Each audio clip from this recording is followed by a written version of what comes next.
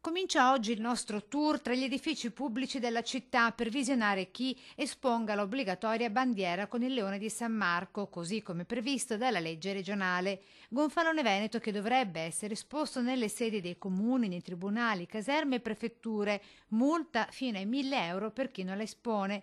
Ma secondo il governo centrale di Roma la legge sarebbe incostituzionale, così in attesa del giudizio della consulta, sebbene a rigore la legge dovrebbe essere rispettata, molti tra i prefetti preferiscono non esporre il gonfalone. Accade anche a Treviso. Palazzo Prefettizio è ancora sprovvisto della bandiera veneta, mentre in cima alla torre sventola quella bianco-celeste simbolo della città e più sotto, sebbene statiche, sempre presenti il tricolore insieme a quella blu con le 12 stelle dorate dell'Europa.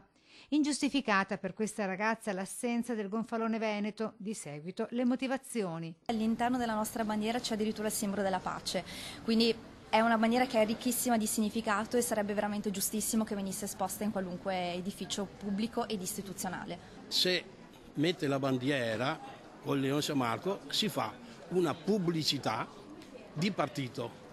Pertanto non so se il governo non vuole esporre la bandiera perché è una forma di pubblicitaria. Per identificarci, cioè è una cosa nostra e è bella. Diciamo che è un po' di propaganda politica, sì.